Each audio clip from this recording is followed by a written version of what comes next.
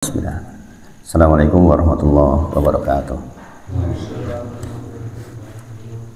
Alhamdulillahi haqqa hamdi nahmaduhu wa nasta'inuhu wa nastaghfiruh wa na'udzu billahi min syururi anfusina wa min sayyiati a'malina may yahdihillahu fala mudilla lahu wa may yudlilhu fala hadiyalah. Asyhadu an la ilaha illallah wa asyhadu anna Muhammadan abduhu wa rasuluh. Allahumma shalli ala Muhammad wa ala ali Muhammad. Subhanaka la ilma lana illa ma 'allamtana innaka antal alimul hakim. Rabbi shrah li sadri wa yassir li amri wahlul 'uqdatam min lisani yafqahu qawli. Amma ba'd. Kita bersyukur kepada Allah atas nikmat yang kita rasakan hari ini. Selalu diingat bahwa nikmat adalah titipan yang harus kita pertanggungjawabkan, maka pastikan kita betul-betul efektif menggunakan seluruh nikmat, dan mudah-mudahan kita dijaga oleh Allah untuk tetap di atas jalan yang lurus sehingga kita selalu di track menuju surganya Allah Subhanahu wa taala. Salawat dan salam kita sampaikan pada junjungan kita Nabi Muhammad sallallahu alaihi wasallam, dan mudah-mudahan kita dimudahkan oleh Allah untuk terus istiqomah di atas jalan sunnah, sehingga kita nanti ketika meninggal juga di atas sunnah Nabi Muhammad sallallahu alaihi wasallam. Ada beberapa hal yang mungkin bisa kita bahas pagi ini. Kebetulan saya habis dari Jakarta kemarin hari Sabtu. Ada beberapa pengalaman yang mungkin bisa dipetik nih. Di antaranya rezeki tidak tertukar. Kemarin saya waktu pulang dari sana itu beli tiket Rosalia, itu tiket yang biasa, yang eksekutif plus itu yang di atas harusnya. Itu harganya kalau nggak salah 305.000. Ternyata ketika saya check in di tempat check innya Rosalia itu dipindah ke yang sleeper yang 525.000 ya. Saya nanya ke petugasnya, kenapa kok dipindah gitu? Ya nggak apa-apa Pak, Bapak berkenan apa enggak dipindah? Ya kalau lebih baik ya berkenan saja. Beserta dengan seluruh fasilitasnya. Ternyata kalau di first class itu beda nih, makanannya beda, tempat makannya beda gitu. Semuanya beda gitu. Padahal saya beli tiket yang biasa. Sampai hari ini saya juga nggak tahu kenapa kok dipindah, kan banyak orang yang lain. Nah ini memang kalau sudah rezeki berarti tidak tertukar nih. Walaupun kita mengupayakan yang lain, ternyata Allah takdirkan yang lain. Jadi pernah merasakan pakai apa fasilitas sleeper itu, jadi bisa tidurnya nyawa di jalan itu. Masya Allah. Dalam rangka apa saya kesana? Dalam rangka untuk khutbah nikah. Ternyata ada Yusril Iza Mahendra di depannya itu. Karena ternyata Pak Yusril dulu disekolahkan oleh mbahnya istrinya ponakan saya itu, jadi datang gitu. Ada beberapa hal yang mungkin bisa kita ingat kembali gitu, tentang masalah misakon holito, yaitu tentang ikatan yang sangat kokoh. Jadi kita harus ingat nih bahwa pernikahan kita yang sudah berjalan sekian waktu itu adalah diantaranya adalah disebut sebagai misakon holito. Hanya tersebut 3 kali dalam Al-Quran. Jadi kata-kata misakon holito itu tersebut 3 kali dalam Al-Quran, dan semuanya terkait dengan sesuatu yang besar sekali. Quran surah Al-Ahzab ayat 7, Quran surah An-Nisa 154, kemudian Quran surah An-Nisa 21. Yang pertama terkait dengan perjanjian Allah dengan Bani Israel, bahwa Allah mengambil perjanjian yang sangat kokoh sehingga sampai-sampai mengangkat Gunung Sinai. Orang Muslim juga Gunung Tur Sinai diangkat untuk menunjukkan bahwa perjanjian yang kami ambil dengan kalian itu sangat kokoh, dipimpin oleh Musa alaihissalam. Kemudian yang kedua itu perjanjian dengan Rasul ulul azmi, Rasul yang secara khusus ujiannya lebih berat daripada Rasul yang lain. Kita mengenalnya dengan istilah apa? Nimim ya. Nuh, Ibrahim, Musa, Isa dan Muhammad Shallallahu Alaihi Wasallam. Sama-sama perjanjian dengan Rasul itu berat, tetapi untuk yang 5 ini lebih berat lagi karena akan mendapatkan ujian yang sangat berat. Dan kita tahu tentu saja yang ujiannya paling berat adalah Nabi Muhammad Shallallahu Alaihi Wasallam. Maka perjanjiannya disebut sebagai mitsaqon ghalidho. Nah kemudian ternyata pernikahan kita dulu itu disejajarkan dengan itu karena disebut juga sebagai mitsaqon ghalidho, ikatan yang sangat kokoh. Maka bukanlah sebagai sebuah permainan ya, ikatan itu diadakan. Jadi kalau kita hari ini mendapatkan problematika dengan pasangan kita, ingat-ingatlah. Waalaikumsalam warahmatullahi wabarakatuh. Ingat-ingatlah bahwa perjanjian itu perjanjian yang sangat kokoh. Maka jangan sampai mudah patah hanya karena persoalan yang sedikit. Diingat-ingat gitu bagian itu. Kemudian jenengan juga masih ingat gitu bahwa ini adalah bagian dari keagungan atau bagian dari tanda-tanda kebesaran dari Allah Subhanahu wa taala. Maka bagian ini harus diingat terus sampai hari ini, walaupun kita sudah nikah, sudah lama, itu tetap harus posisinya harus sama. Wa min ayatihi an khalaqalakum min anfusikum azwaja. Sebagaimana saya sampaikan sebelumnya di pertemuan sebelumnya bahwa azwaja itu pasangan nih. Pasangan itu berarti memang berbeda.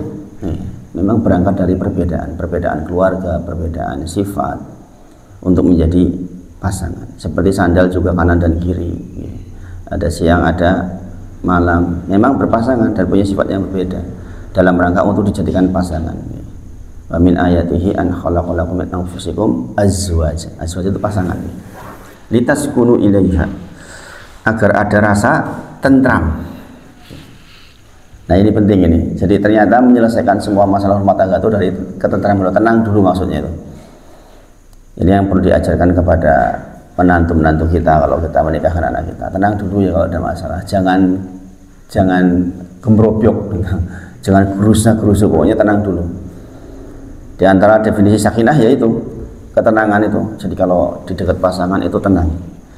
Walaupun jauh secara fisik, tapi dia tahu ikatan hatinya terpaut, itu tenang dia. Makanya kalau ada orang tenangnya dengan istri orang lain bahaya nih. WA-an dengan istri pengen cepet rampung, teleponan dengan istri pengen cepet rampung, nek giliran telepon karo koncone suwi banget ora rampung. Ini masalah ini. Berarti tidak ditaskunu ilaiha. Kemudian waja'ala bainakum mawaddata warahmah. Kemudian dijadikan di situ al-mawaddah. Al-mawaddah itu adalah bentuk nyata dari hub. Makanya di dalam Al-Quran tidak disebutkan hubbi, bukan disebutkan perasaan cinta saja nggak cukup, tapi harus al-mawaddah, yaitu bentuk nyata dari cinta. Nek wong senang tenan itu kan beda. Al-mawaddah itu sudah beda, tingkatnya sudah lebih naik lagi dari sekedar perasaan cinta. Nah terakhir warahmah. Warahmah ini terkait dengan doanya Nabi Muhammad SAW. Dan saya kemarin di Jakarta ini yang saya tekankan. Oke. Dan alhamdulillah masya Allah yang hadir itu banyak yang tersentuh dan menangis itu. Saya baru kali ini ngisi tentang nasihat nikah itu bukan pada saat akad. Biasanya saya selalu habis akad, misalnya khutbah nikah dari pihak KUA, setelah selesai akad baru saya kan, atau sebaliknya sebelum akad, ya, atau sebaliknya sebelum akad. Tapi ini diletakkan di ketika resepsi mulai. Jadi saya bicara itu di depan orang-orang yang datang. Saya juga heran gitu. Event organisernya meletakkannya di situ. Jadi begitu resepsi dibuka, kemudian ada sambutan dari keluarga besar, kemudian ada khutbah nikah, sebenarnya lebih dari khutbah nikah nih, nasihat pernikahan plus doa di situ, plus doa. Saya nanya ke IO-nya berapa waktunya diberi, 3-5 menit. 3 menit, pendek sekali. Akhirnya kakak saya yang nyambut itu udah, waktunya saya diambil aja, beliau nyambut cuma 2 menit, saya yang 8 menit gitu. Nah, memanfaatkan waktunya 8 menit itu untuk pembahasan yang sangat urgent, yaitu di bagian ini. An Abi Hurairah radhiyallahu anhu, dari Abi Hurairah radhiyallahu anhu, anna Nabi sallallahu alaihi wasallam, adalah kebiasaan Nabi Muhammad sallallahu alaihi wasallam, idza rafa'al insanu idza tajawad qala, adapun Nabi Muhammad sallallahu alaihi wasallam ketika mendatangi pernikahan maka Rasulullah berdoa, barakallahu laka wa baraka alaikuma wa jama'a bainakuma fi khair. Nah, ini saya ingatkan kepada yang hadir semuanya waktu itu, bahwa jenengan diundang ke sini itu dalam rangka itu. Kadang-kadang orang lupa nih. Kadang-kadang orang lupa bahwa ya hanya sekedar mendatangi teman, tapi intisari diundang itu kan pada bagian itu.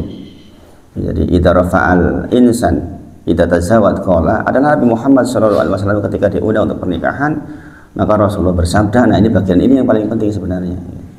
Bagian yang terpenting. Nah, saya sampaikan begini yang buat mereka gerentes katanya itu, saya dapat kesaksian setelahnya. Ponaan yang menikah ini Bapak Ibu semuanya adalah ponaan saya. Jadi saya diundang ke sini dalam rangka dua posisi sebagai pamannya dan posisi sebagai ustadz sebenarnya itu. Karena memang begitu undangannya. Om, saya itu mudah-mudahan ya nikah hanya cuma sekali gitu. Kemudian ini hal besar buat saya itu. Saya ngumpulin banyak dana, nabung sekian waktu supaya ada acara ini gitu. Untuk apa? Untuk mengumpulkan keluarga besar. Jadi cita-citanya bagaimana mengumpulkan keluarga besar, karena ini adalah cucu pertama di keluarga besar kita. Itu cucu pertama itu. Jadi dia ngumpulin dana sampai nabung-nabung irit-irit gitu. Masih muda sudah jadi general manager gitu. Itu kemudian saya undang Om itu bukan tanpa alasan. Jadi sesibuk apapun pokoknya berangkat ya Om. Karena di sini kiai banyak, tapi tentu saja doanya berbeda itu, dengan doa dari keluarga. Dan satu-satunya di keluarga kita yang terjun di dunia dakwah dan insya Allah lebih mengerti persoalan agama adalah Om. Maka saya minta dengan sangat gitu, untuk tetap berangkat. Nah, ini mewakili perasaan hati dari kedua mempelai itu. Kira-kira seluruh yang hadir pun sama seperti itu undangannya sebenarnya, yaitu keinginan agar kehadiran orang-orang itu untuk mendoakan karena keberkahan yang diharap. Itu menunjukkan bahwa memang kita menyempatkan waktu. Saya juga bilang ke ponakan saya itu meninggalkan 7 jadwal untuk berangkat itu, karena mulai malam Sabtu pagi kan 7 jadwal ditinggal gitu. Ya itulah Om, makanya pengorbanan itu memang dalam rangka untuk mendoakan saya ya Om. Nah, kira-kira yang hadir semuanya begitu. Ternyata itu menarik buat mereka. Banyak yang diantaranya mengatakan kita itu kadang-kadang datang ke pernikahan ya sekedar pokoknya karena teman, saling menghormati saja itu. Bahwa lupa Rasulullah menyebutkan barakallahu laka wa baraka alaikum wa jama'a bainakum fi khair. Nah, itu akhirnya setiap yang naik ke panggung untuk salaman, sekarang kalau datang itu hanya tinggal naik aja nih, naik kemudian salaman, dipandu oleh pembawa acaranya IO-nya itu selalu begitu salaman barakallahu laka, begitu terus dari pembawa acaranya itu sampai akhir tuh kayak gitu itu, masya Allah. Ya, jadi karena intisarinya diundang ya itu. Kalau persoalannya kan persoalan tambahan saja, kita duduk makan itu hanya tambahan saja. Nah, ini mengundang banyak diskusi. Setelah selesai IO-nya bilang ini bisa kita jadikan standar penyampaian untuk menyambut atau nasihat pernikahan. Alhamdulillah, mudah-mudahan jadi amal jariah.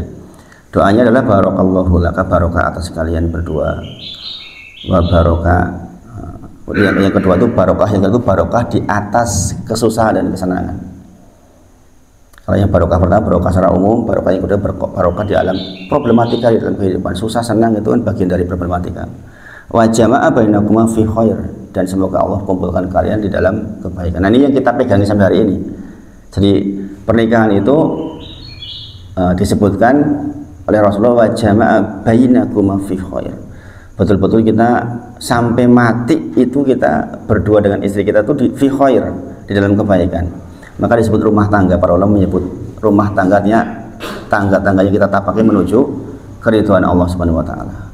Makanya sering saya katakan kalau ada keluarga kok biasanya di tempat lain kan yang ngaji ibu-ibu aja, banyak kan ibu-ibu terus yang ngaji itu, bapak-bapaknya jarang. Saya katakan seperti orang naik tangga, ibu yang dhuwur, bapaknya jenengi sor gitu. Hei Pak, gitu. Harusnya digeret itu. Ya, di beberapa masjid kan masih seperti itu, ibu edok sing ngaji itu. Nah, ini menjadi peringatan buat kita semua bahwa kita itu kerja tim di dalam rumah tangga. Jadi itu pengalaman kemarin ke Jakarta. Tentu saja diantara yang disampaikan adalah Al-Furqan 74 walati yaquluna rabbana hab lana min azwajina wa dzurriyyatina qurrata a'yun waj'alna lil muttaqina imama. Ini doa yang ke bawah. Doa ke atasnya ya tentu saja Allahumma wali walidayya warhamhum kama rabbayani shaghira. Jadi saya sarankan tidaklah putus bakti seorang anak ketika menikah. Walaupun ketika suaminya mengatakan qabul, saya menerima, berpindah sesungguhnya kondisinya, tetapi ada banyak sekali hadis lain yang kadang-kadang kurang dibahas bahwa seorang suami itu harus punya kewajiban mendorong bagaimana istrinya untuk berbakti kepada kedua orang tuanya. Ini kadang-kadang dilupakan ini. Padahal ini harus selalu, makanya saya katakan doa ketika sudah nikah itu dimensinya ke bawah dan ke atas. Ke atas ya Allah maghfirli, ke orang tua kita. Ke bawah ya ini disebutkan dalam Al-Furqan 74. Walladzina yaquluna rabbana hab lana. Ini menunjukkan kita betul-betul berumah tangga. Nah, ini sampai hari ini masih berlaku nih. Jadi walaupun sudah lama menikah ya tetap sama hukumnya, tidak berubah. Mudah-mudahan ini bisa menjadi pengingat buat kita semua, lebih-lebih untuk anak-anak kita. Hasan Al-Basri ditanya, kepada siapa saya menikahkan anak perempuan saya? Maka Hasan Al-Basri menyampaikan, kepada orang yang bertakwa di antara kalian.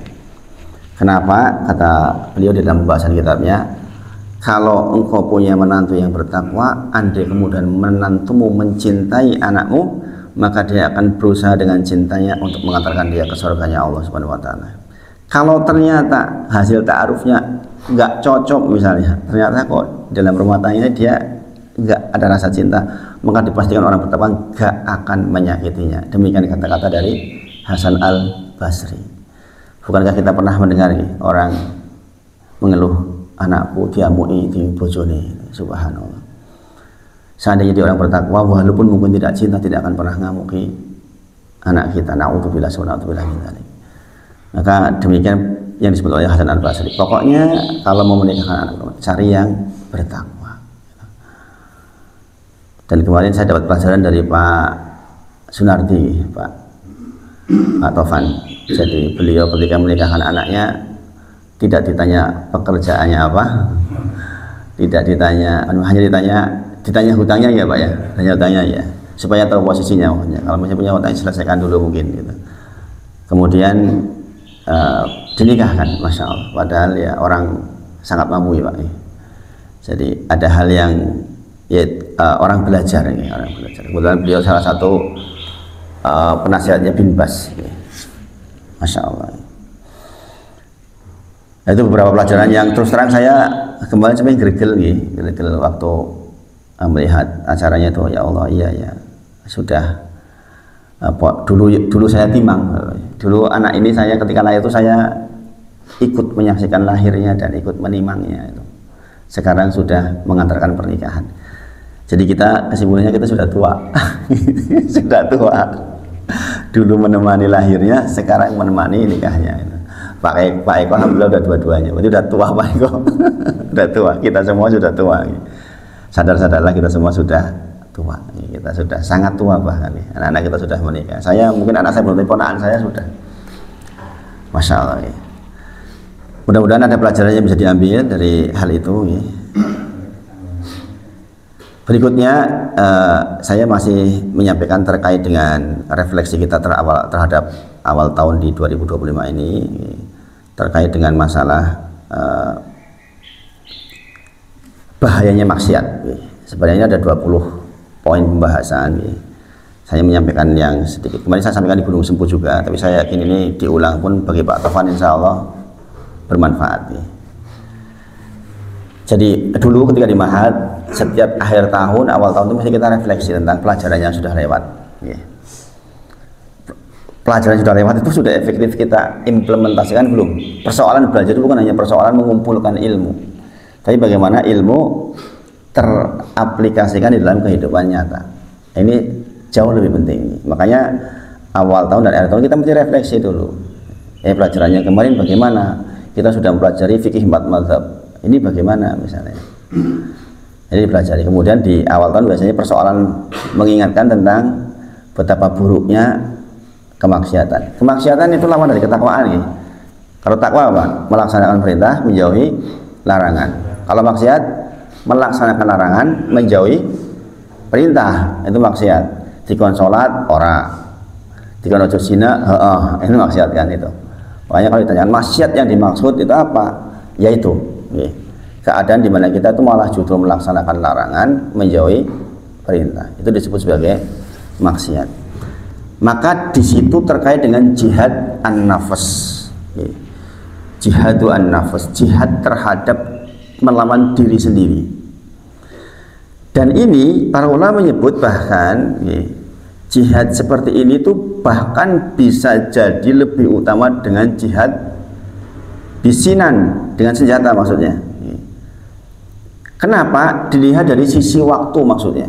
Kalau jihad dengan senjata peperangan itu ada batas waktunya, telung sasi, rong sasi, wis. Tapi jihadu an-nafs itu sepanjang hidup kita. Makanya dari sisi ini jihad ini menjadi lebih utama.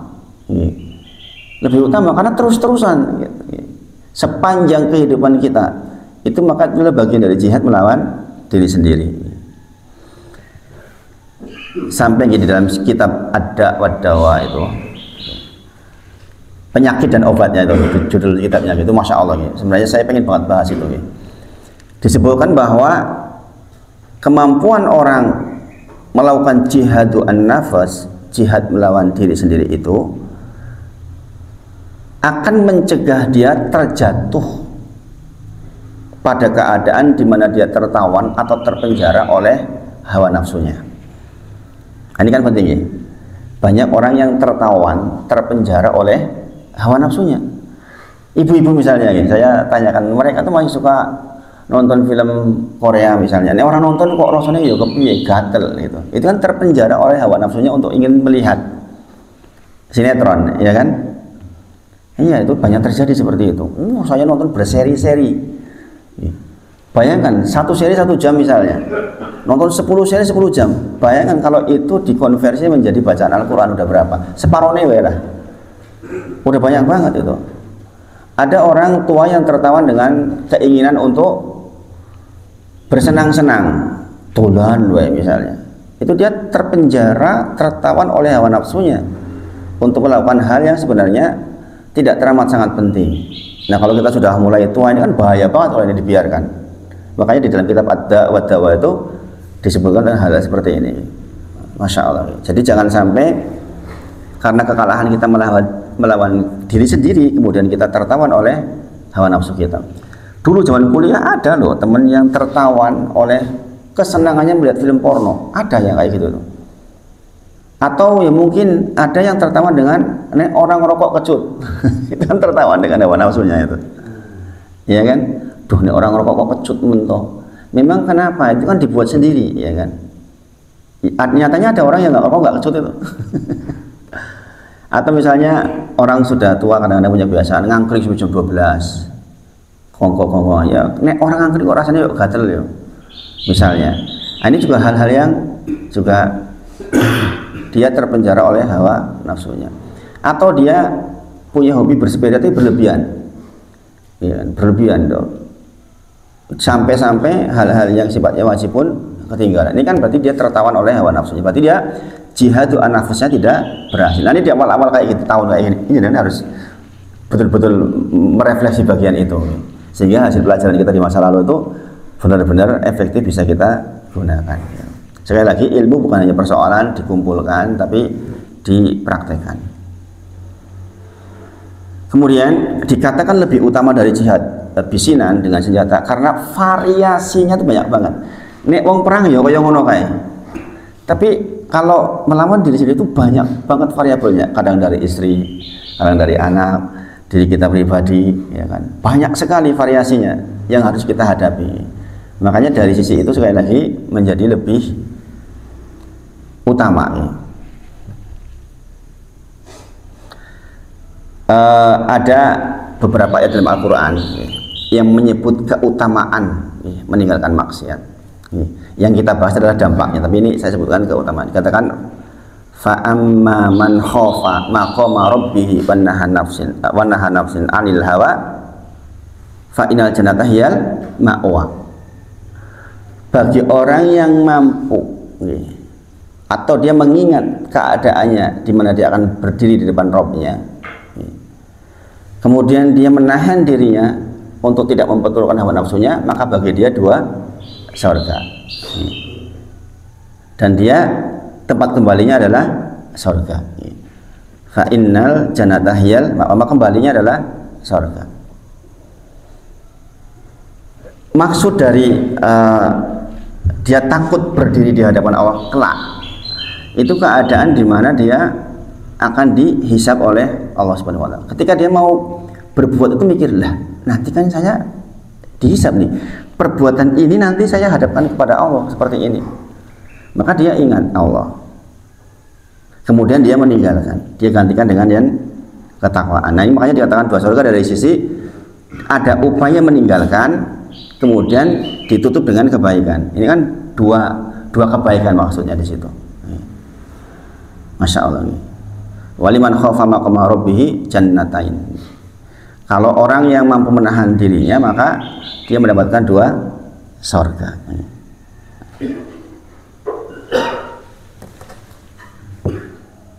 Orang mau berbuat buruk itu kan sadar sebenarnya nanti saya akan berhadapan dengan Allah, berdiri, kemudian saya akan dikuliti di situ, gitu. Maksudnya itu. Jadi kesadaran itu loh maksudnya, kesadaran itu. Sementara faktanya kita hari ini kita hidup di zaman yang kalau kita mau memperturutkan syahwat itu terpenuhi semua, syahwat mata, syahwat pendengaran, syahwat hati, syahwat kemaluan, semuanya itu sangat mungkin terjadi hari ini. Menjelang saya berangkat ke Jakarta itu sebelumnya saya sempat ceritakan di sini juga, kalau nggak salah hari Kamis atau Rabu, karena saya hari Jumatnya waktu itu ngisi di Masjid Baitul Salam. Jadi saya ketambahan tempat dakwah di masjid sini Pak, yang di belakang sini, Baitul Salam sini. Ini sudah mulai dan sepertinya juga akan diadakan kajian rutin. Mungkin saya di sana ngajar tafsir insya Allah. Itu beliau menceritakan tentang satu keadaan yang menurut saya itu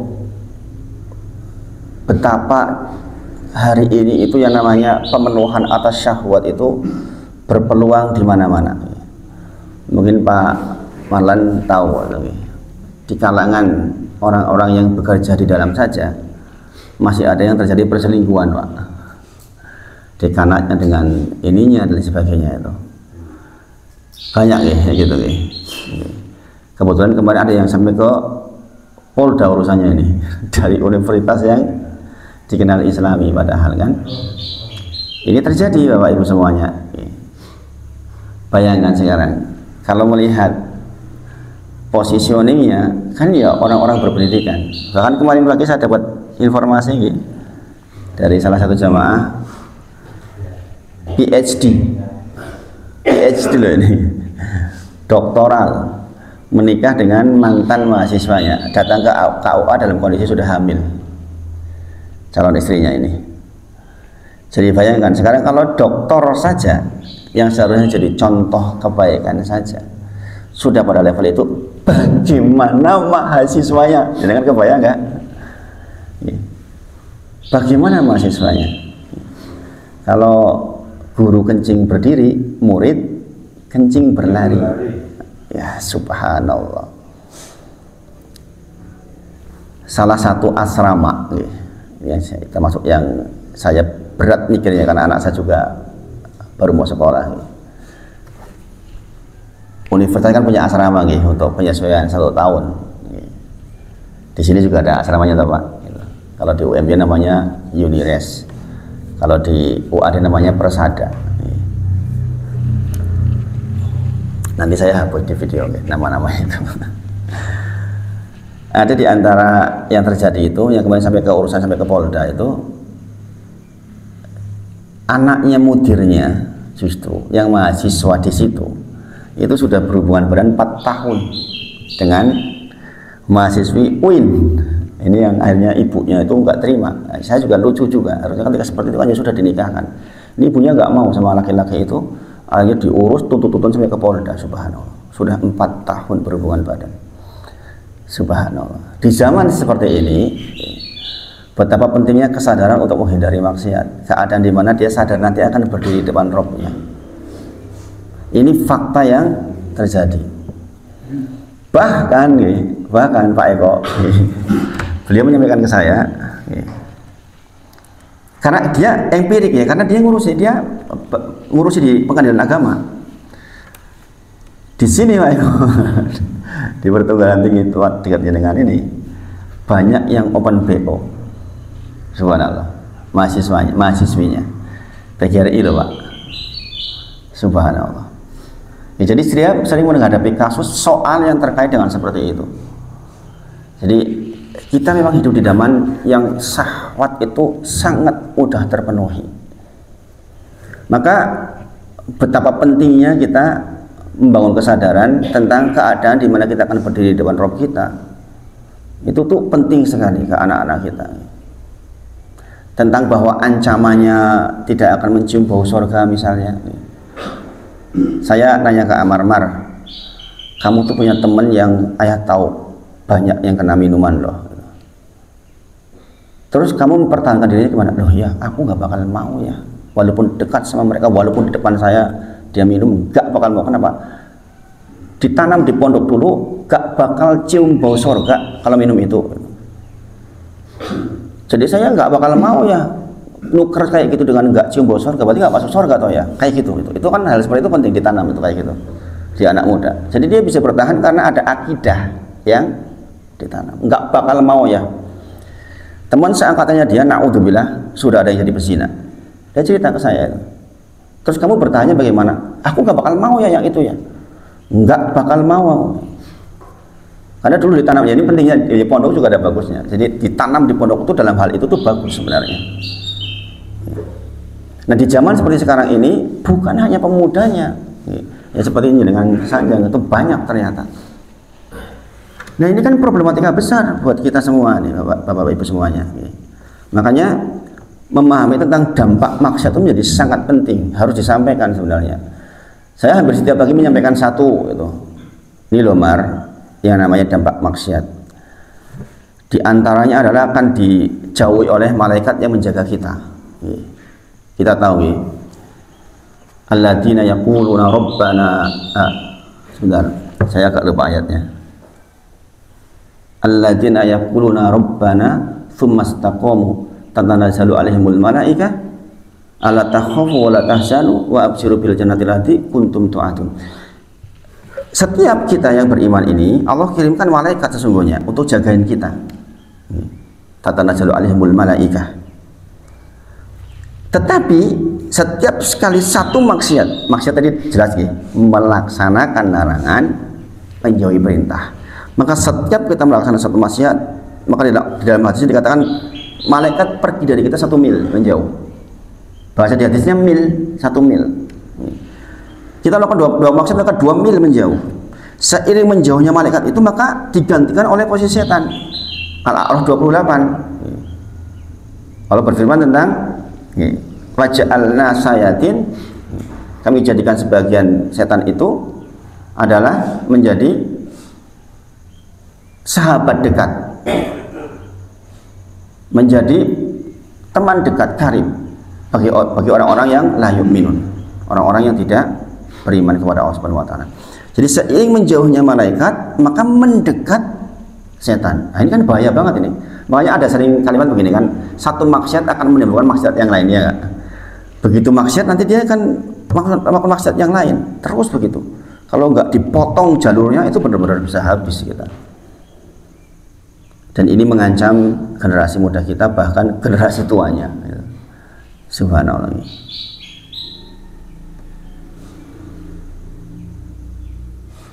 Ibnul Qayyim rahimahullah ta'ala,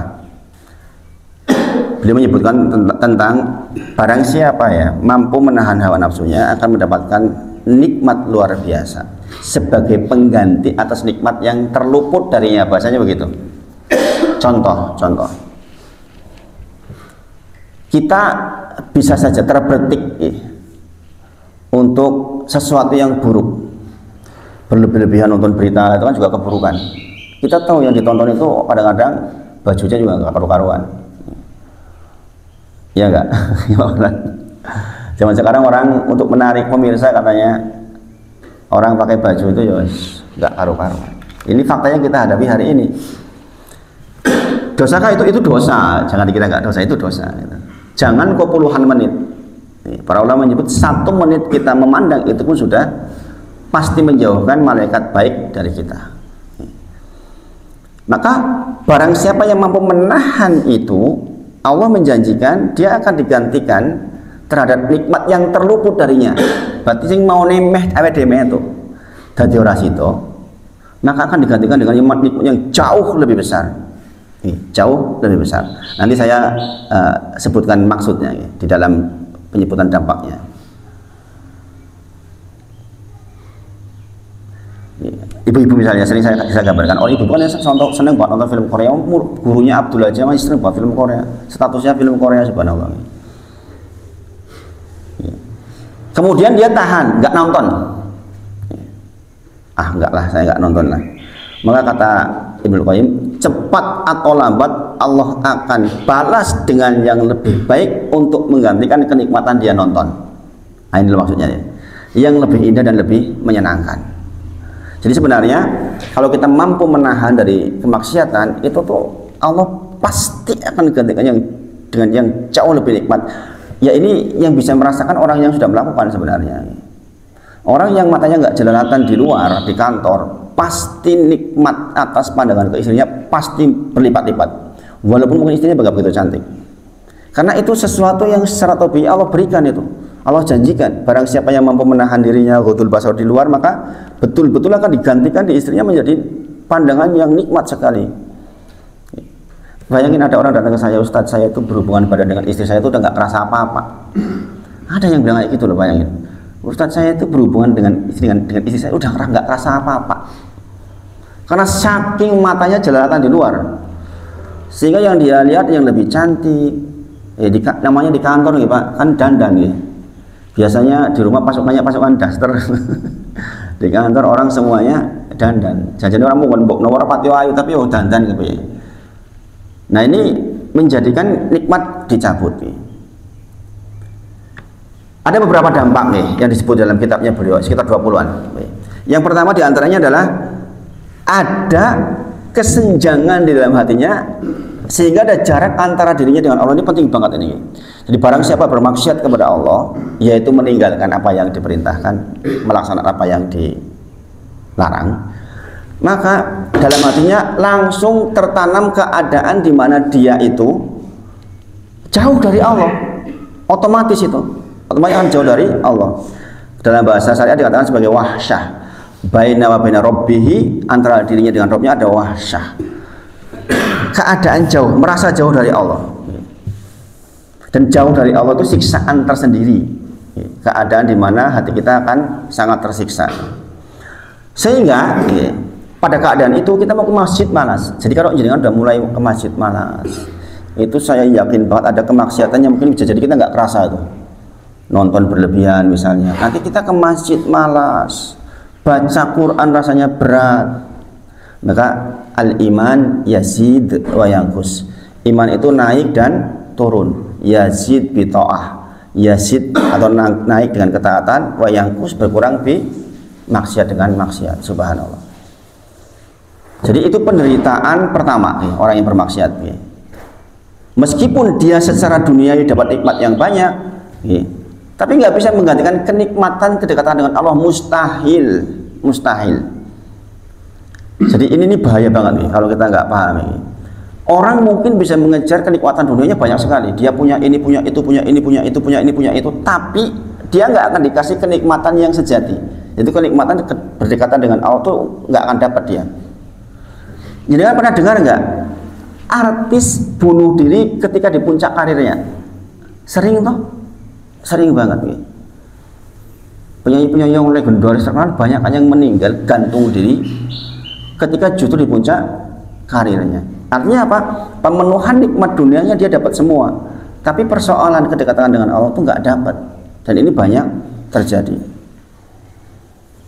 Ketenaran, jabatan, uang yang banyak bukan membuat dia bahagia, tapi membuat sengsara. Buktinya apa? Dawang wis penak, kok yo narkoba. Coba dipikir. Kok dadak kudu golek narkoba, berarti kan dia mencari ketenangan di luar nikmat yang dia sebenarnya sudah peroleh semuanya kan. Ayu, sugih, terkenal, jobnya banyak, tapi kok narkoba? Coba jangan pikir secara bersih hati, coba kok iso gitu ya kan. Mereka lari ke Homer, mereka dugem dalam rangka apa? Katanya dalam rangka melepaskan kepenatan hidup, gitu kalau ditanya itu. Ya khilaf, saya penat nih, saya pengen melepaskan kepenatan. Maka dia rela menabrak aturan. Subhanallah. Ini terjadi nih. Sementara mungkin kita melihat ada orang yang rumahnya sederhana, mungkin bojone mau lulusan SMA, mungkin. Tapi dia kelihatan tentrem gitu. Saya kadang-kadang melihat orang di kampung, kok uripe tentrem mentoh gitu. Saya kemarin Pak Eko ke Jakarta tuh melihat keruwetan kota nih Pak Eko. Saya rasa itu Jakarta subhanallah, ruwetnya gitu. Subhanallah.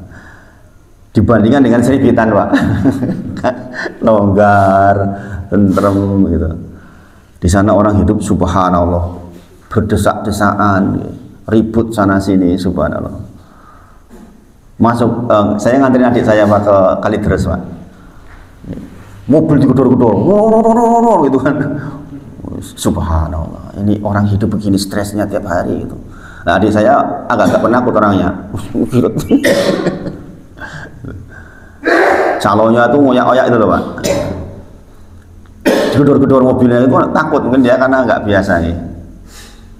Subhanallah. Sebegitunya ya orang di dunia itu. Tapi ada orang-orang yang diberi kemudahan, kelonggaran, tapi ya tetap narkoba itu berikutnya. Berarti kan persoalan kedekatan dengan Allah Subhanahu wa taala. Jadi bahagia itu ketika kita dekat dengan Allah. Kapanpun kita bermaksud kepada Allah, maka saat itulah kita menjauh dari Allah Subhanahu wa taala. Jadi Ibnu Qayyim menyebut, fayambaghi an yu'lam anal dhunuba, hendaknya perlu disadari sepenuhnya dosa itu adalah laha adror, dia adalah sesuatu yang cepat atau lambat, walabud, cepat atau lambat dia pasti memberikan dampak. Nah ini yang perlu dipahami. Jadi maksiat itu jangan pikir maksiat itu nggak berikan dampak, pasti berdampak. Nah bahayanya, ini Ibnu Qayyim menyebutkan bahayanya, dampaknya bisa jatuh ke istri kita, ke anak kita. Jadi seorang suami misalnya berbuat buruk, nanti bisa mendatangkan keburukan untuk istri dan anaknya, karena di bawah pertanggungjawaban dia ini. Kita bermaksud untuk anaknya tiba-tiba pecicilan, tiba-tiba menghamili anak orang misalnya, naudzubillah. Nah ini luar biasa. Ya jangan kok kita, Nabi Nuh saja diuji kayak gitu, yang sudah baik. Nabi Nuh itu punya anak Kan'an, gimana coba? Subhanallah. Itu perkecualian. Secara umum sebenarnya kalau orang tua baik ya baik, tapi perkecualian bahwa ada juga nih kiai anaknya kurang ajar ya ada juga itu untuk itu dari sisi yang hikmah, dari sisi lain. Tapi secara asal sebenarnya kebaikan berbuah kebaikan.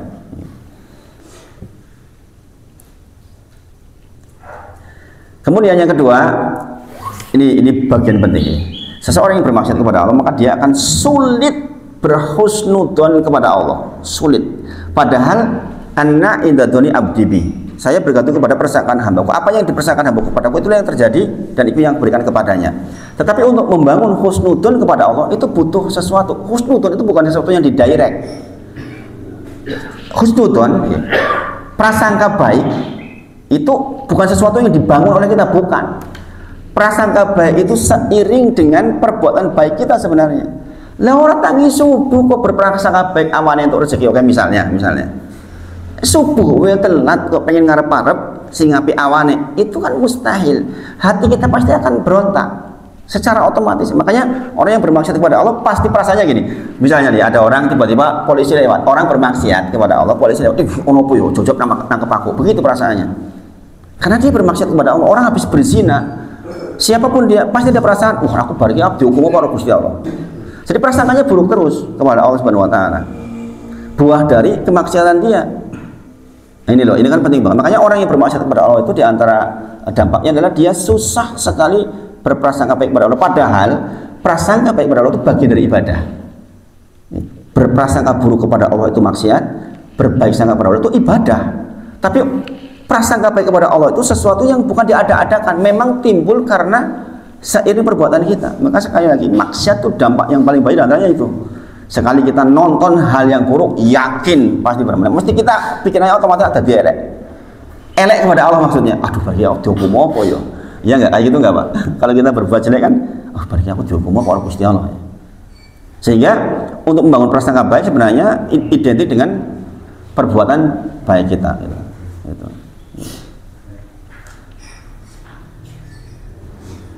Kisah Yusuf alaihissalam, coba dengan bayangkan ya. Ini bisa jadi pelajaran besar buat kita. Saya sering belajar dari kisah ini. Saya sering baca surat Yusuf berulang-ulang dari awal sampai akhir beserta tafsirnya. Sering baca saya. Bayangkan Yusuf alaihissalam itu, dia bisa berprasangka baik dengan Allah dengan keadaan yang sangat menderita. Itu karena ketakwanya, karena dia yakin betul saya bertakwa kepada Allah, sehingga apapun yang terjadi bahkan sangat ruwet pun dia masih bisa berprasangka baik. Karena apa? Karena dia berbuat baik. Bayangkan diajak main sama saudaranya, diwudoni loh Yusuf itu, dimasukkan ke dalam sumur, kemudian diangkat jadiin budak, kemudian difitnah berzina, dipenjara. Bayangin, sebagian mengatakan sampai 40 tahun ini kisah ini. Ada yang mengatakan belasan tahun, tapi sebagian riwayat mengatakan 40 tahun. Dia bertemu dengan bapaknya lagi itu 40 tahun. Bayangkan bagaimana mungkin kalau dia tidak bertakwa kepada Allah untuk berprasangka baik bahwa ini adalah kebaikan. Orang diuji kayak gitu kan, susahnya pol-polan. Kalau orang yang berbuat buruk pasti dia akan, ini hukuman ini, saya gara-gara saya kemarin begini dan begitu kan gitu. Tapi karena dia bertakwa, dia yakin pada akhirnya baik. Nah, ini yang perlu ditanam di kita nih, semua yang ngaji nih. Sebagian kita mungkin masih dapat ujian, saya juga sama. Tapi saya sangat yakin ini kebaikan dari Allah. Kenapa? Wong saya insya Allah berbuat baik. Nah, ini loh, makanya kita perasaan aja jadi baik kepada Allah kan. Walaupun yang kita hadapi sekarang itu berat sekali, seperti sebagaimana Yusuf, beratnya luar biasa. Gimana nggak berat? Berpuluh-puluh tahun bayangin kayak gitu. Tapi dia tetap berprasangka baik dan ujungnya endingnya selalu baik. Wal akibatul lil muttaqin. Karena Yusuf alaihissalam berprasangka baik kepada Allah Subhanahu wa taala. Nah, itu karena dia bertakwa kepada Allah. Ingat ya, bahwa Allah itu Ar-Rahman, Ar-Rahim. Konsekuensi Ar-Rahman, Ar-Rahim pasti Allah menyayangi siapapun yang sesuai dengan aturannya. Jadi konsekuensi Maha Penyayang dan Maha Pengasih itu, maka Allah pasti memperhatikan orang-orang yang berbuat baik dan dekat dengan Allah. Yang ketiga, dicabut kenikmatan. Saya sebutkan 3 dulu aja. Orang yang berbuat maksiat itu pasti dicabut kenikmatannya oleh Allah. Na'udzubillah, orang yang berzina dengan perempuan lain, maka dia akan dicabut perasaannya dengan istrinya. Pasti ini. Itu tadi yang saya katakan, ada orang datang ke saya, Ustadz, saya tuh udah nggak bisa merasakan hubungan dengan istri saya, hambar. Dia berhubungan dengan istrinya, dia membayangkan orang lain, bayangin. Maka dicabut kenikmatannya oleh Allah Subhanahu wa taala. Maka sebaliknya, orang yang mampu menundukkan pandangannya di luar ghadul basar, pasti dia akan diberi pandangan yang nikmat di pasangan resminya. Pasti itu identik. Bukan urusan cantik dan tidak cantik, bukan urusan tua dan muda, bukan urusan itu. Ini urusan perasaan yang Allah janjikan masuk ke dalam hati kita. Jadi jangan pikir bahwa kalau wong ayu itu sudah canggih, enggak, bukan itu. Nah, ini penting ini. Bagi yang sudah tua-tua gitu. Pak Tovan cerita ke saya itu waktu di taksi itu, nganterin orang tua-tua udah 70 tahun, booking cewek ya Pak ya. Subhanallah. Ini kepripun coba kayak gitu. Orang udah 70 udah mau mati, masih sempat-sempatnya kayak gitu, subhanallah. Jenengan kalau mampu menjaga diri dari yang lain, maka walaupun mungkin pasangan jenengan itu ya lulusan SMA ini ngobrol nyambung begitu loh. Ini kalau enggak nanti dicabut, enggak bertengkar akhirnya.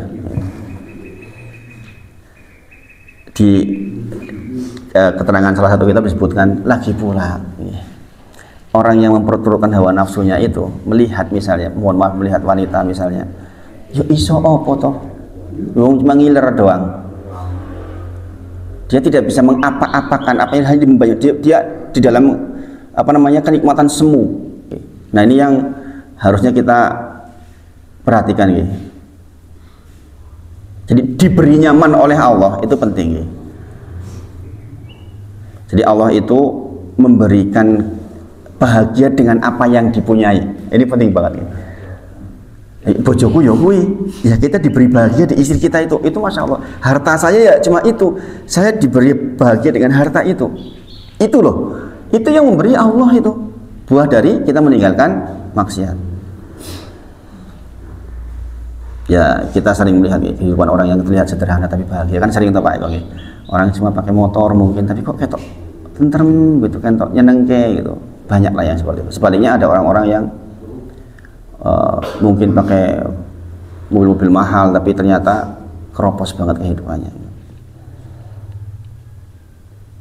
Jadi itu ada beberapa hikmah tentang ini. Karena saya melihat kemarin sepanjang perjalanan itu kemaksiatan itu merebak di mana-mana, menyebar di mana-mana. Sementara sudah ganti tahun kok sampai kita nggak memperhatikan bagian itu, ya bahayanya luar biasa. Di samping kita melaksanakan apa yang sudah kita pelajari tentang fikih-fikih semuanya, itu juga mempertimbangkan tentang bahayanya maksiat, itu menjadi penting. Nah ini sekilas tentang salah satu kitabnya Ibnu Qayyim. Mudah-mudahan nanti suatu ketika kita bisa bahas lengkap. Dan mudah-mudahan bermanfaat untuk kita semua ini. Kita tutup dengan kafaratul majelis. Subhanakallahumma wa bihamdika, asyhadu an la ilaha illa anta, astaghfiruka wa atubu ilaik. Wa akhiru da'wana alhamdulillahirabbil alamin. Assalamualaikum warahmatullahi wabarakatuh.